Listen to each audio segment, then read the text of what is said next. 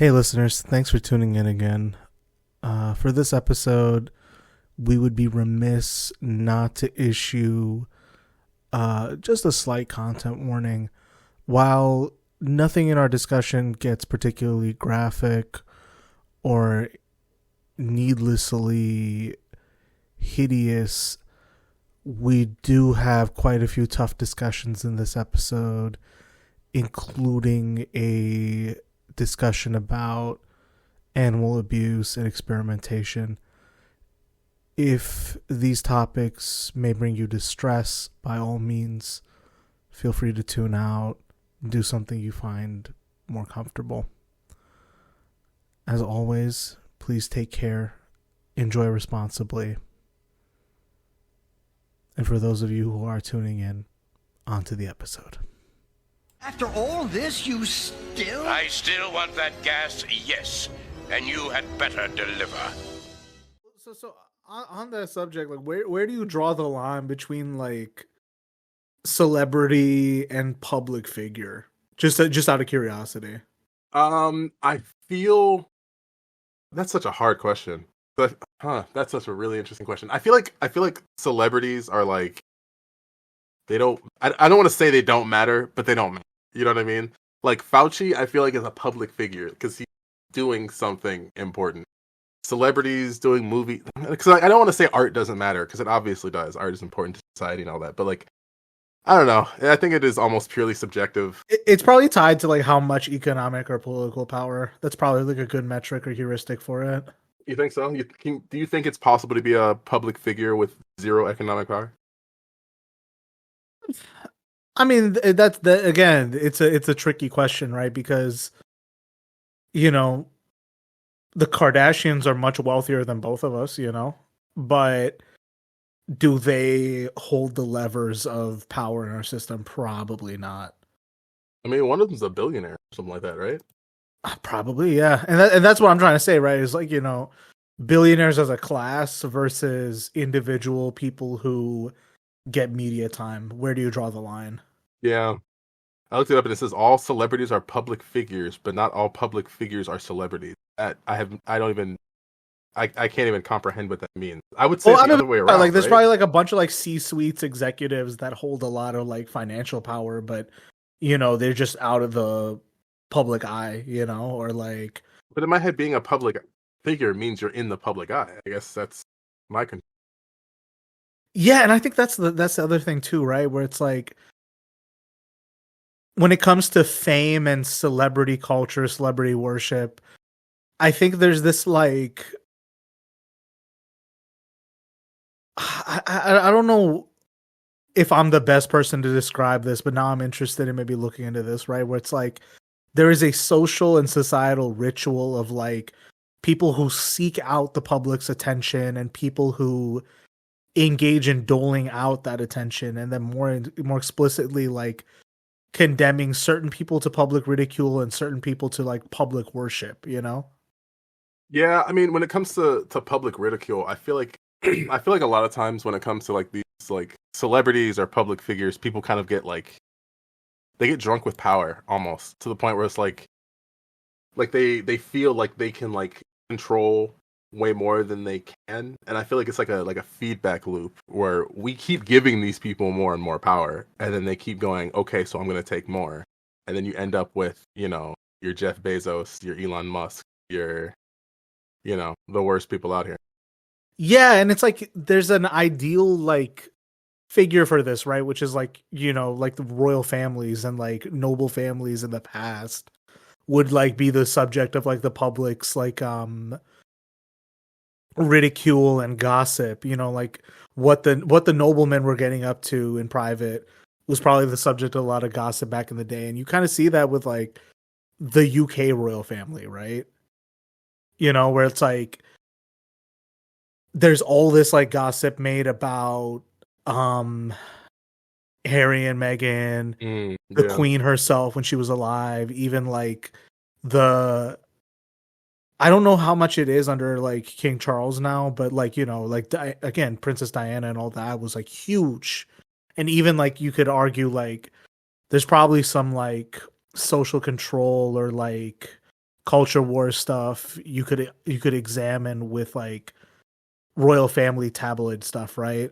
But then in the US, like we just don't have those literal aristocrats and literal noble houses, right?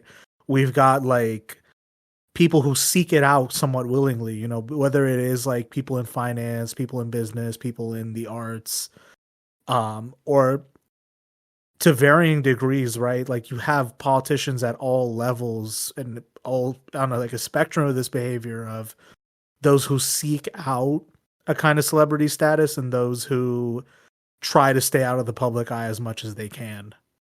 Yeah, that's always been something that's interested to me, because it's like if I ended up with that kind of like power in society, if I ended up with that much like, you know, political ability, in what world would I become a public figure? Like I would do everything I can to just sit in the background, say nothing, right?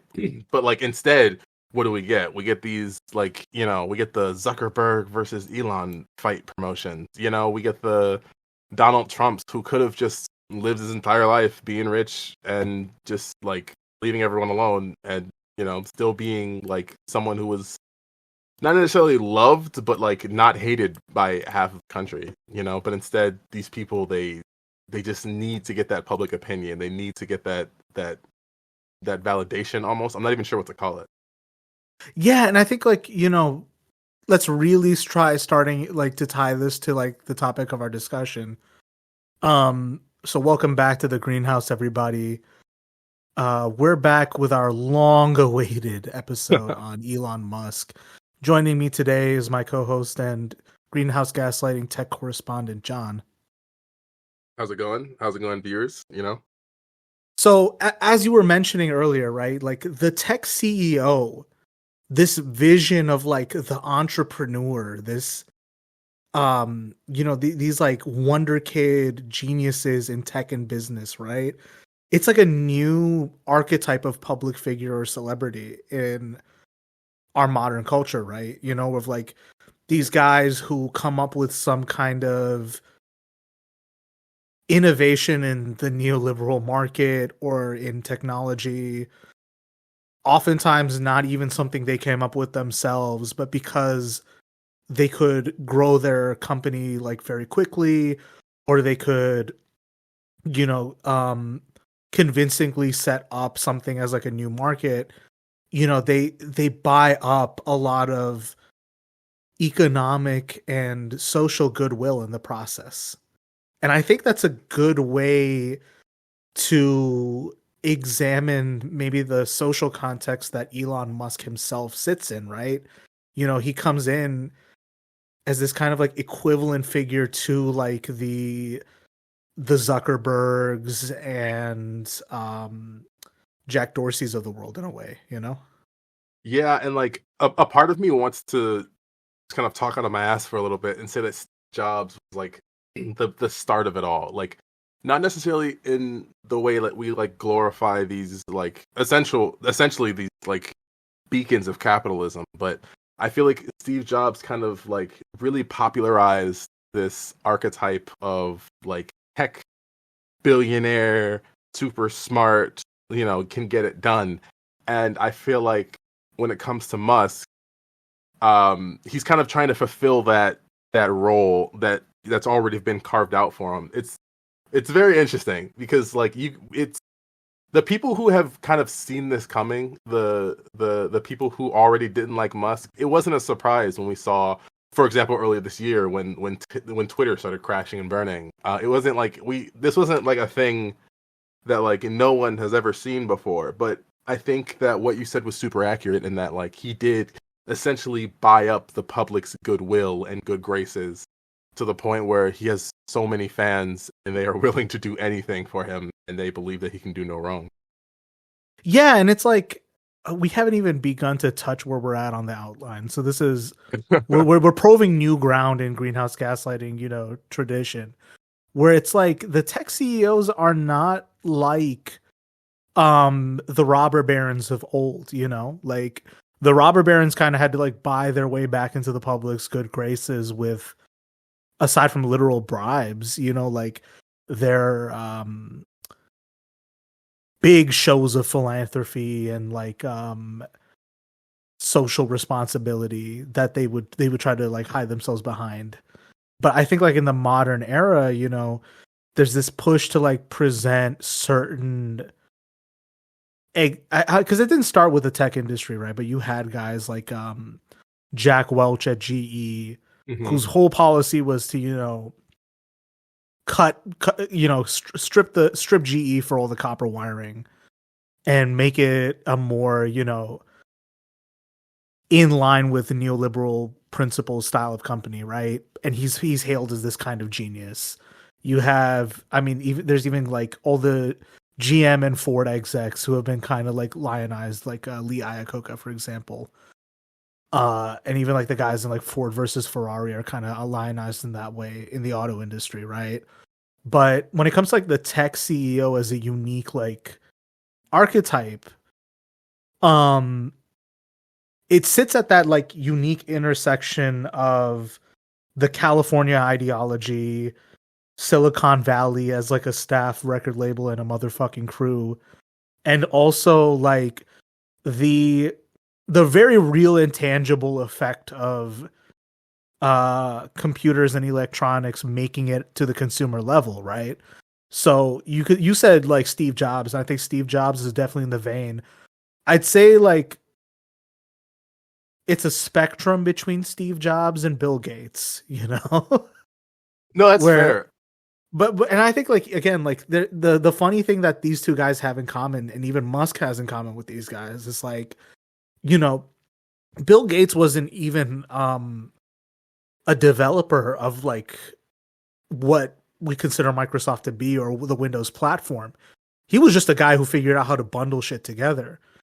Steve Jobs didn't really like, you know, make Apple what it was with the computing software and hardware. That was guys like, you know, Steve Wozniak. But we hail these singular figures as like Napoleonic style figures in technology, you know? Yeah, no, I mean, it makes sense. I mean, because ultimately they're like the public face of the company. And I kind of feel like that kind of ties into what we talked about before, in that where, you know, why do these people want this good public grace? If I was a billionaire, I'd sit back and do nothing. Well, these guys have kind of like capitalized on like their image, in that if the company succeeds, they succeed, right? Like Elon Musk, perfect example. If Tesla does anything cool, you know, Elon Musk essentially gets to claim all of the accolades, everything for it. Even though we all know that Elon Musk is not, you know, in the factories putting his own cars together. He's not the one, you know, writing code that's running on satellites. We all know that's not the case, but like we like to pretend almost, you know? Yeah, and I think that's the other thing where it's like the genius persona or genius public image like ends up being so pernicious or countervailing that to the public at large, or to like even like mainstream elements of media, like bad behavior goes easily forgiven and forgotten, you know, like Bill Gates being this kind of like singular genius who became like the richest man at a time, you know, that public vision of him is so pernicious that people forget that like he basically threw a tantrum in court when he just had to pay like a little bit more as a settlement or as in taxes or whatever for unfair business practices, or like his connections to Epstein, or him, the fact that he like, you know, I don't want to say sexually assaulted, but the fact that he was very creepy towards, you know, women that was working, you know? Yeah, and it's just like, again, like his weird like obsession with there's a lot of weird conspiracies about Bill Gates that I don't personally entertain, but there is a good reason to be suspicious of like his kind of eugenics-ish white savior approach to Africa, or like his desire to like buy up all this farmland. Like it is weird that like this rich guy who on closer examination seems to have some weird character issues, you know, like trying to insert himself into global affairs, much like Elon Musk, you know. Steve Jobs didn't. I don't think he lived long enough to do some of that, right? But there's like a lot of funny stuff about him just having like kind of really facile ideas about how to self-medicate his own cancer, you know? Yeah. I mean, I don't know. I part of me part when it comes to that aspect of Steve Jobs and the whole like medical issues that he had, part of me I end up being so confused, right? Because it's like he is this dude who in my view, in my understanding of him, was like sciencey-ish. Like he understood design, he understood, some aspect of technology. There's no way you can do that without, having some kind of analytical, being good at analyzing things, being good at, some sort of scientific method. And yet here we go with actual real science and biology, and he just goes, nah. So I don't know. That part has always conflicted with me. But with with the current topic at hand and how it relates to science and technology, let's get into Neuralink. Well, And I mean, we can't even get into Neuralink without unpacking Musk himself. even better. Yeah, because it's like we got to talk about what crazy stuff Neuralink is. You have to sift through, and this is like very like tough grist for the mill if you really think about it. Of like Elon Musk the man versus Elon Musk the myth, you know? And it's crazy how he has enjoyed, possibly since 2012 or so, right? This like Tony Stark style reputation among so many people.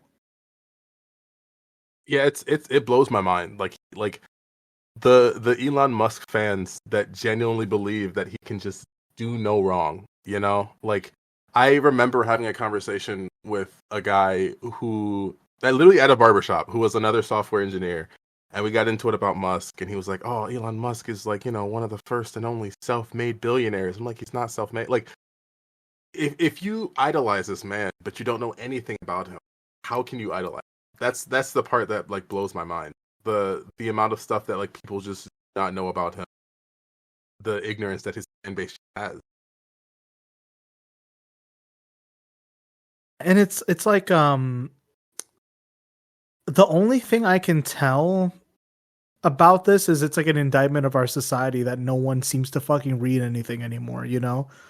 That these myths are so easily replicable and repeatable that they just take on the identity of truth with no deeper examination, you know? Whether it's like the myths about Bill Gates, as we mentioned above, or with Musk, right? I think the biggest thing is that he has a lot of goodwill from allegedly founding Tesla. That was never his baby, you know? Right. And just like, again, like greenwashing is probably like one of the most underused and understudied terms, right? But basically for him to have like bought a lot of public goodwill off of allegedly, reliable electrical vehicles, which is a loaded discussion in itself. Do electric vehicles help us holistically deal with the problem of climate change? I'd argue no, right? It buys him this kind of like futurist status that in a society like ours where there is there is this like realistic current of like a lack of a future, in public discourse when it comes to like who's bringing the ideas to the table. Musk kind of sets himself up as this like era containing figure who offers something. But in practice, he's kind of shown himself to be this like stubborn, self-righteous, and self-inserting type of figure in all his ventures. Whether it was his early days at PayPal, as people have chronicled in the past, whether it was, the true origins of how Tesla was started, and people have done there's been a lot of good reporting on the subject, right? Yeah, there's absolutely. this. Go ahead. Yeah, no, I was just gonna say like a really interesting quote I heard someone say about Musk was that like if you love Musk so much, why is that no one likes working with him? He's known for throughout his career, people have nothing really good to say about working with him. Exactly. He's not known for the best ideas. He's not known for, having a good relationship with his employees. He's not really known for anything that's positive. He's just the Tesla guy. He's the genius, Also, a funny story about him or his family that I recall from like a podcast or something is that the Musk family isn't actually South African. They are, of all things, Canadian. What? And I think his like whatever ancestor decided to move to South Africa because it wasn't racist enough in Canada for them. Oh, that's awesome. So again, like the whole thing about, I mean, again, everything from like him being this like South African emerald mine heir to this like airheaded CEO to like this bizarre like sex pervert who is obstinate and just sees himself as above humanity in a way, right? It's very telling that he enjoys all the hagiography and sycophantry that people online have for him. He loves the attention, and he loves the this misplaced faith in him. So he loves to present himself as like this Tony Stark to the public, but as we've come to see, the Emperor has no clothes. Yeah, and I just wonder, like, in your estimation, like, what is it with like Elon Musk dick riders? Like, what is it about Musk that like makes them fold over so easily, or like what is it they get out of this? Do you have any idea? I do. I actually have so many opinions about this. I need to watch how I say this. I think that a lot of it comes down to the good old American dream. I think that when people talk about Musk, especially the people who love him so much, they tend to feel, a lot of them are just software bros. Let's be 100% honest. A lot of them are just really big software bros who ultimately were sold a dream in which like they would be like him. It's the same, it's essentially the exact same thing as the American dream, this idea that you can make it with all of your hard work and all of your dedication. If you do the right things, eventually good things will happen and you'll be rich. You'll have that white picket fence. This Elon Musk is essentially the personification of the tech industry's version, which is why he's propped so highly up. This guy comes, quote unquote, from nothing. This guy who had no contacts, who just thought his way out of everything. He arrives on the scene and he makes really cool apps, and eventually he makes it big. That's essentially this American dream lie that they're telling you about him. And I think that the problem is that when you do not surround yourself with people who are like who are going to critically, like, who are going to think about that critically, and you just kind of look into the news and you look into like how the mainstream media is like treating him, you see that, oh, he does hang around with a lot of really cool technology and he does some cool stuff sometimes, maybe, so maybe they're right. It's a very easy thing to fall into it when you end up like, when you want a career in the tech industry. It's a very easy trap to fall into. Yeah, it's kind of like how the stereotype of like the finance bro has kind of like crossed over into tech as the industry has shifted somewhat, or as the profits have shifted into a different industry. Yeah, no, it's essentially the same thing. Yeah, that's a perfect example. It's like the finance bro is this guy who thinks he's gonna, invest in the right big, exactly. infinite growth, all that nonsense. Exactly. And like, none of it's gonna happen. None of it's sustainable. Like none of that. It's a dream. It's a dream that it's very easy to sell people on, so long as they keep working, which is ultimately what it boils down to, right? Elon Musk benefits from his image because a lot of people who he ends up hiring are software engineers who he wants to have them keep working. And that's a funny thing too about like the intersection of the tech bro as a subculture, right? As it pertains to like the Musk fandom, because I As love much that you as called that a fandom. I'm sorry, I didn't mean to cut you off, but calling it the Musk fandom is amazing. I could call it a cult if I was being mean about it, you know.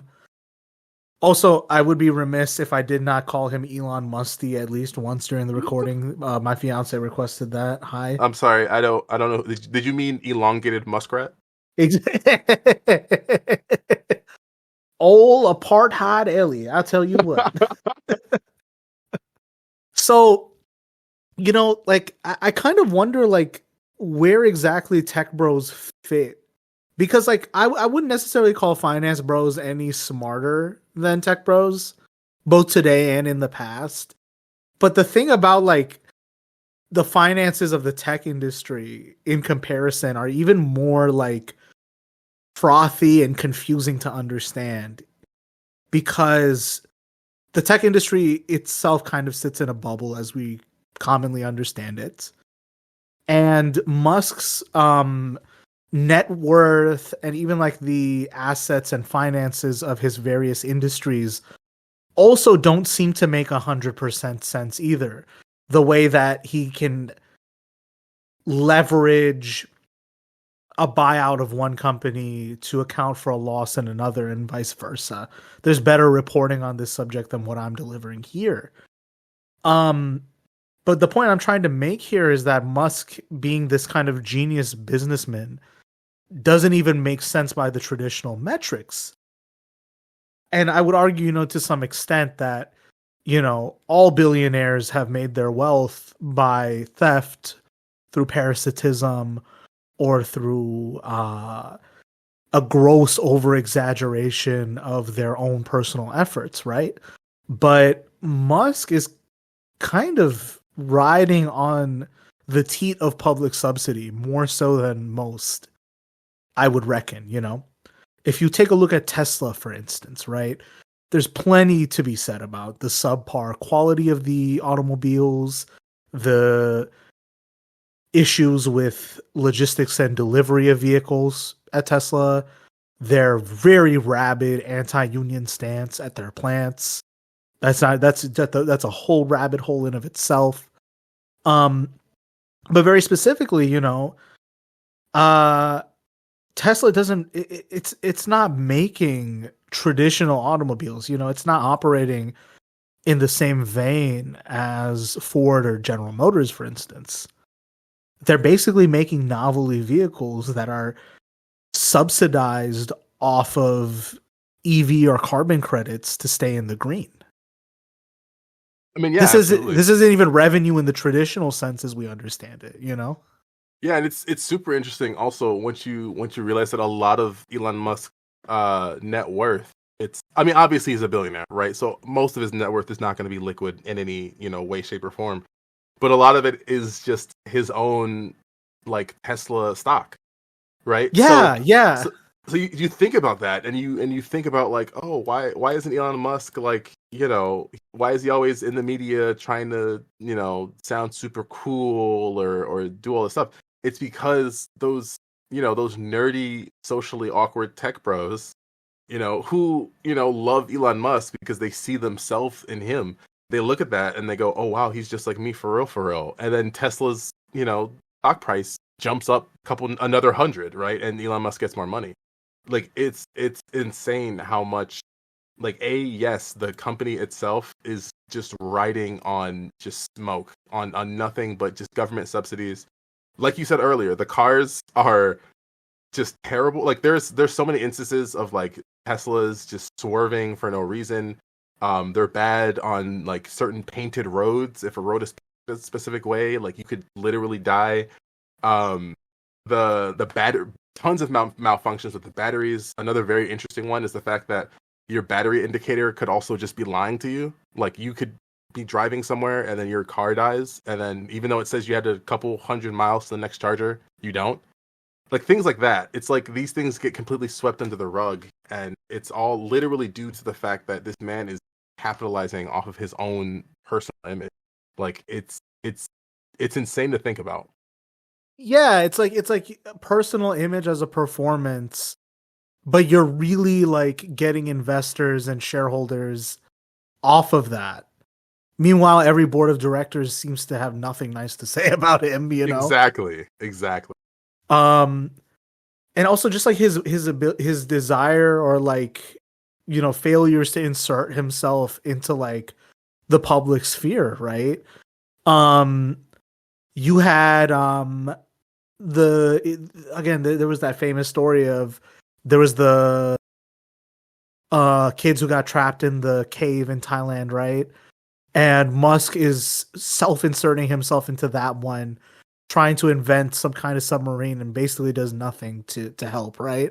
But calls the other dude who was trying to help a pedophile. Remember that? Right. I remember this, and it's just like why would he invest himself into that and not even help, but just like get attention made, right? Or even recently this year, right? I mean, now it's definitely a lot more petty, you know, where he's like trying to do MMA matches with Zuckerberg, and I don't think I would want to be in a cage match with Zuckerberg. I think like that guy eats like raw meat and fights like crocodiles. He looks like that kind of guy. He looks like he's a lizard, man. You don't. He literally is. I'm not saying that to be mean. Like he literally does. Like I think he's leaning into it. Like yeah, like I feel like you're gonna grab his arm and it's gonna detach and regrow back later. You know what I mean? Like I don't want to fight that. I'm not trying to fight him. Well, I mean, even then, it's like Musk now is like he's trying to like make solutions that nobody fucking asked for, like the Hyperloop in Vegas, for example, right? How does building an underground vacuum seal tunnel that only goes one way solve transit issues? Exactly. Yeah, I don't even know. Even with more about his failed ventures with with Neuralink, this idea that like putting a chip in your brain is gonna fix autism or something. Like I don't. Oh, we're definitely gonna get into that. Yeah, man. It's just I feel like because of the fact that he's trying to sell a dream as opposed to a product, the limitations is just as big as what he pretends they can be. You know. Yeah. So I also just want to mention this point because like I feel like this is worth bringing up. There was a debacle with Starlink, which is a subsidiary of SpaceX or something. Mm-hmm. Basically Musk also self-inserted himself into the Ukraine war. And there was a statement from the Pentagon that like it's very telling, where the involvement of Elon Musk in the Russo-Ukrainian war has been met with concerns. His influence has been described as more like a nation state than an individual. A Pentagon insider commented in 2022 that Elon Musk hasn't been elected. No one decided to give him that power. He has it because of the technology and the company that he built. And basically, like, the Ukrainian government wants him to offer the Starlink service in Russia so that they can spy on Russian positions using the technology. Which is crazy, right? Because it's like, so this consumer grade like tech can be used to spy. You're admitting it can be used to spy, and also you want to use it in an offensive sense. Right. And the board of directors at SpaceX, I think, was like, we can't do that. That seems like a liability.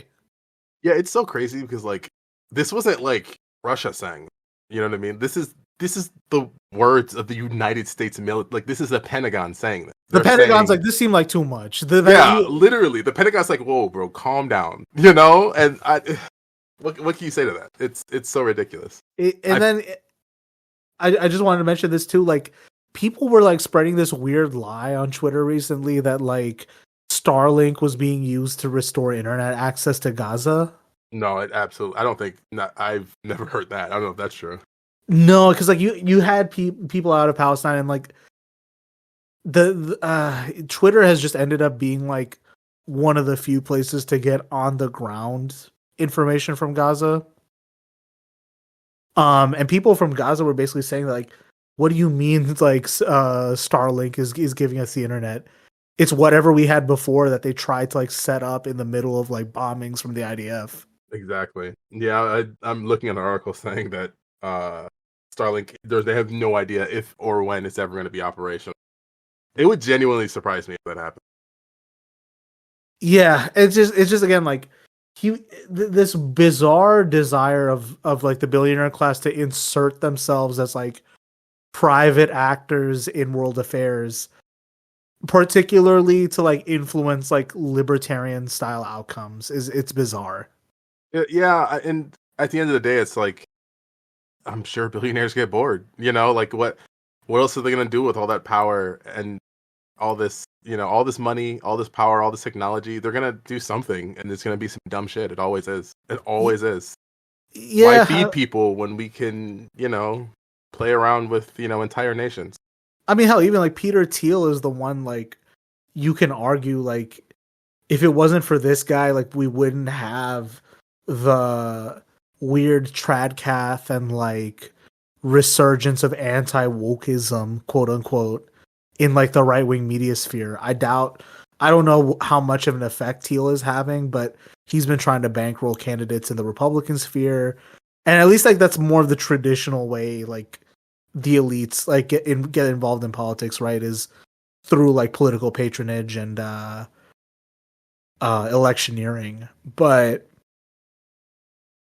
Musk is patently bizarre in this way. I think a lot. It's interesting that he comes around in the same era as Trump, where they're both these hyper individualistic, self-aggrandizing figures who build these like cults of personality around them, but their end motives and even like their goals aren't necessarily solid. They're kind of ephemeral and driven by their like most base desires. Yeah. Yeah, no, I 100% agree with that. I feel like people like these types of billionaires who feel like they have the urge to insert themselves into things. I feel like that is almost like just a natural consequence of the structure of our society. It's like, again, we give these people this kind of power. We allow this to happen, and I don't know of a valid like tangible solution to this issue. Like there should not be one man in charge of whether or not an entire country gets in. That's insane. I mean, I would argue you would need a more democratized government to facilitate a goal like this, of course, but I think you would have to nationalize the tech sector to some extent just to bring it under like some kind of oversight and control, Nationalizing that's interesting. It's again, I don't know how that would work in practice, right? But it's like as you mentioned, like our society as structured and as we understand it to be, especially its most ardent proponents in practice, having free agent billionaires was the natural result of things, if not always the goal, That's fair. I think thinking about it, I think the exact opposite might be the solution. Not necessarily like privatization, but open source. Like I'm a free and open source boy. Right. I'm a casual Linux enjoyer. I feel like forcing open source licensing, completely like eliminating this idea of private property and private code would essentially just delete Elon Musk out of our society. But what can we? That's I mean, yeah, that's a pipe dream. But like open source is a way to put power back in the hands of the people, so to speak. So there, it's at least a step toward the solution. I'm not going to downplay that. Yeah, fair. Also, no, go ahead. Sorry. I just also just felt like I couldn't not say this before we start diving into Neuralink, right? But I think it's been very damaging the way in which Twitter as a platform has been hollowed out and made somewhat of a hostile and like less usable presence under Musk's tenure and ownership of Twitter, right? I will admit that, like I was definitely sounding the drum on, log off, touch grass.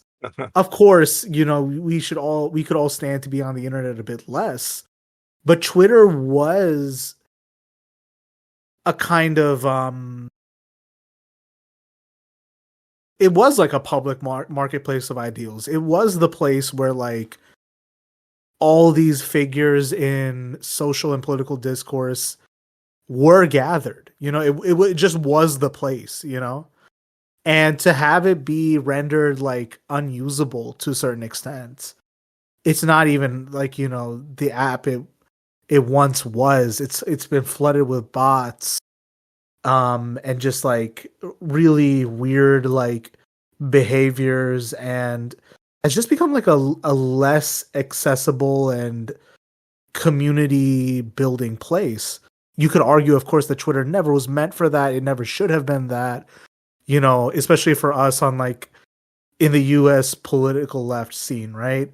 I think a lot of people were relegated to Twitter, especially as Facebook got more hostile, I think post 2016, right? Mm-hmm. Maybe it was bad for all of us to be online. I'll admit, it's easier to be radical on the internet and, post your hot takes than have a praxis. But there is a tangible loss to losing an online space like that, especially when social spaces need to be taken back, So I definitely mourn the loss of Twitter's initial like usability and somewhat solid left presence, Yeah, I think Musk was very intentional about doing that. Oh, you think he did it on purpose? Well, especially because if you look at like the right wing environments, like basically like libs of TikTok and other like right wing, high follow accounts are like making money off of their shit now. You had, Tucker Carlson doing his propaganda show on Twitter for a bit. You had Ron DeSantis hosted by Elon Musk, on a Twitter space to launch his campaign on Twitter. You had, last week, PragerU bought up a bunch of ad time and like web space on Twitter to promote this like propagandistic documentary of theirs that was anti-trans, So I think the website has definitely taken a turn for the worse. No, I think you're right. I mean, even back in 2020, there was the second Elon touched Twitter, we get COVID misinformation. We get like I'm not even gonna. We could even talk about the misinformation coming from or misinformation on Twitter about the invasion of Ukraine and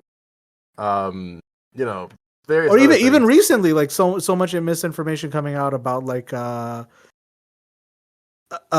Gaza, right? So it's like like it's also just been a hostile space on Twitter lately for like anyone who's just trying to have a mild, free Palestine perspective. It's been rough even then.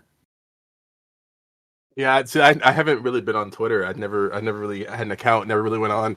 So it's interesting. You're not missing anything now. You're not missing anything. Fair. It is interesting hearing this kind of like timeline, this progression, this deeper and deeper fall from grace that like Twitter is having. And I even like I'm even looking up some of the stuff that's happened in the past about Twitter, and some of the stuff either completely flew over my radar or I just completely forgot about. Like there was a whole fucking child porn scandal on Twitter because of Elon Musk and because of like accounts that he allowed to be unbanned and unsuspended, and pictures that were shared. Like there's just so much like there's too much like crazy shit that's happened with Twitter ever since Elon took over. Back to your point, I do think it is very hard to pretend, not even to pretend. I do think that the idea that this is like a conspiracy, I don't think that's that unfounded, honestly. Yeah, I was trying to find an article just because like so much has happened since then that I was like, what did I forget? But it's like, yeah, Twitter was in a major child safety lawsuit in 2021 after removing CSE content from its platform. Crazy. And like there's just so much like weird like there's a lot more bots on the website. People are reporting like running into like more like a gore and like suggestive content on the site now. So yes. It's just I don't know, like the quality of the site has gone down, and like as like the website gets flooded with more stuff like this, people are just understandably gonna be like, well, I don't want to look at this shit and leave. And where people go online now is it's up for grabs, you know, but there has been no Twitter alternative that people are flocking to significantly. Yeah, I don't think Mastodon's ever gonna like take the full. Mastodon's not gonna be No. the new Twitter. I don't think. As much as I think the technology is interesting, I don't think it's gonna be like the new hot thing.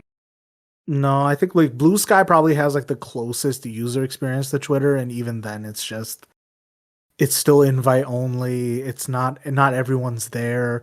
Plus, like a lot of people just post Twitter have been like, I would rather not post. I'm just done with it, which is Yeah, understandable. And I think like that's how I'm feeling about it too. Like I'm online to a lot less these days, which is giving me more time to work on the show. Believe it or not. I mean that's a net positive. But you know what I mean? It's so goofy because it's like if Elon Musk had bought Twitter and handled it properly, we would not be having this conversation. You know, like the fact that advertisers are pulling out, the fact that he's reinstating accounts that are sharing disgusting shit. Like he could have made so much money off the platform, but now we can look and see, and like he's losing a ridiculous amount of money from it. Exactly, but that's not like that would be an indictment of almost any other CEO, but doesn't seem to stick to him.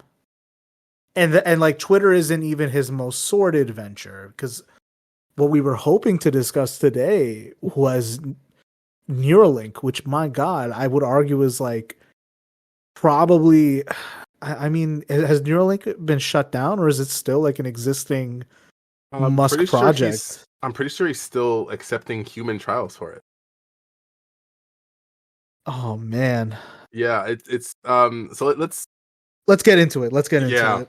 because I think this is so interesting in the most not great way. I think we should throw a trigger warning on this episode. Yeah, 'Cause, I'm gonna throw a trigger warning at the start of the episode, and I think I'm gonna release this as like a as a maybe a multi-part discussion. gotcha. Okay, smart. Yeah, maybe release it as one or two episodes.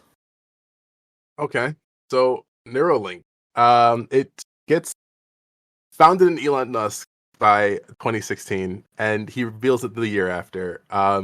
In which I remember when this happened. I remember it when this happened because it was 2017 when I first heard about it. I was a sophomore in college. Or was I a sophomore or freshman? It was early on in college. That was about the time. That was about the time. Yeah. And like I remember everyone in all of my CS classes losing their mind, talking about how great this was going to be. And I remember I had like people like pulling up the announcement, like it was like a recorded thing, in which it like I don't know. Even then, I looked at it and I was like, okay, this is cool, but like what? Like, what do you mean it's gonna? What do you mean putting a chip in someone's head is gonna cure mental illness? Like, how are you gonna fix Alzheimer's and autism with a chip? I I was always kind of a skeptic about this. But throughout my classes and everyone who I know that was like really big on tech, the tech bros, they all were like super positive. One thing I didn't know when I was actually following through and like doing research for this was that neuroscientists and brain computer interface experts were skeptical due to a lack of scientific details and feasible concerns. And I feel like that is something that is almost like a staple of any project of Elon Musk. I feel like if you like he gives you a dream, he doesn't tell you at all how he's going to do it or any type of detailed explanation, and people love it.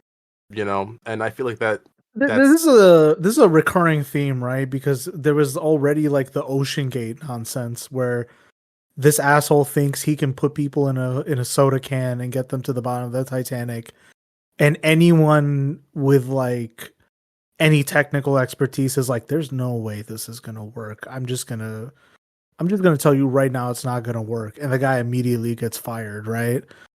And Musk is no stranger to that phenomenon either. In fact, like he was probably doing it longer than the CEO of OceanGate, frankly.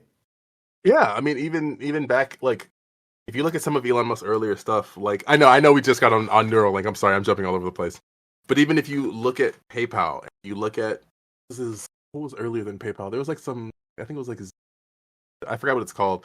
But like every single project that Elon Musk actually like thought of, people were like, nah, that's pretty dumb. That's pretty dumb. And it wasn't until someone else comes on the scene and fixes it, or adds some technological advancements that has been already out in the works, but Elon Musk grabs it and shoves it in, that it actually is usable or useful. I'm just trying to see what project was it. Literally X.com, which is now what he changed the name, or Zip2. Zip2. Yeah, I think it was Zip2. Yes, Zip2. Like everyone thought that was just a terrible. It was supposed to be like a city direct. It was like from what I understand, it was like a phone book except electronic,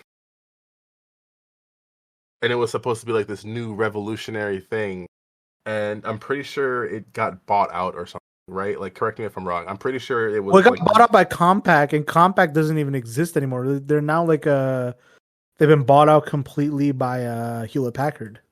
Yeah. Okay. Exactly. Perfect. That's like it's a perfect example of how like he sells you this dream, he gives you this idea of something, and it just he somehow creates value from nothing, and then you're caught just holding nothing, holding dust. Yeah, it's a repeat pattern too. Also, just like neuroscientists and brain computer interface experts, like I don't know how much more brain computer interface development we need to do as a society, because we kind of got it. It's your eyes and hands. Well, I'm always going to disagree with that. I want a computer. I'm sure there's probably like a real use case where this could be beneficial. Like maybe for like like helping people with disabilities, maybe, or like with some. There's got to be some like aspect that's going to be useful or like helpful to somebody. But functionally, like him literally saying it's going to cure mental illnesses. That's not even close to like a 1920s framework of understanding like mental dysfunction. No, you're right. Like because the thing is, the technology that this is kind of dependent on, or kind of is brain computer interfaces, and like they're already a thing. Like they are a thing that has there are like, what do you call it, competing companies that have created similar things that have like helped people with Parkinson's, that help people, but like it's from what I understand, it's more in line with helping people improve motor skills. It's not about like fixing mental illnesses, because I don't even think that's possible with that's what I thought, right? Is that like it can assist people with disabilities, or it can help with like certain like it should help with accessibility issues. That's probably like where I saw the use case of the technology going. But like especially to say Alzheimer's or autism, Alzheimer's is a condition of like cognitive degeneration. How does having a computer help you with that? It doesn't even logically make sense. Exactly. And then autism, I'm like, that's not even a mental illness sometimes. I mean, of course, there's like varying degrees of how we understand autism today, right? But it's like, I don't know, if you take the neurodivergence model, it's not even 100% something that should or needs to be fixed, Yeah, exactly. And that's another very interesting thing. It's I feel like Elon Musk, even on a personal level, and I know I shouldn't do this because it's kind of parasocial, but I feel like he doesn't give a fuck about the medical aspects, about the people that he's impacting or could potentially be impacting, or the people he's lying to. He just sees shiny new technology and he goes, cool metal thingy goes burr.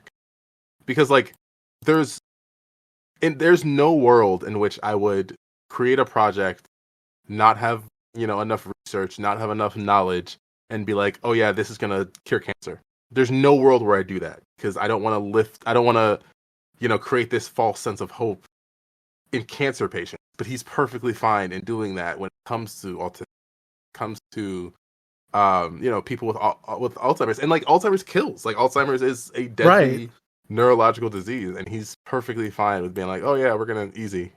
No complete lack of evidence. It's ridiculous. I also just there's something very interesting to his perspective and view on research, right? Where it's like,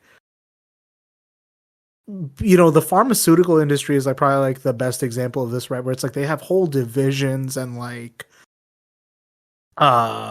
subsidiaries dedicated to just burning money to find new compounds and see if something works, throwing all sorts of resources at the problem. To the point that they often justify raising the prices of medications in the US or unfair business practices on this alleged need to do research. Whereas like Musk, like, and that's the thing, is like you can always have this boogeyman of, we don't know what we're gonna find out, so let's just continue to do it with this expectation that it's worth doing something that may seem unproductive in the short run, right? But Musk has this bizarre perspective on research where it's like this foregone conclusion of what the technology could do. Yeah, without even like considering like existing concepts or existing like literature in the field. I don't know. I don't know where you even get the mindset to do that. Yeah, it is weirdly utilitarian. It's very like, I don't know. We're gonna do some cool shit, and come watch me do it. It's very like, whatever we do, it'll justify it because I promise you're gonna have a cool product at the end of the day. It's like this weird like capitalist utilitarianism that's just really permeates all of this stuff, and it almost foregoes research. It foregoes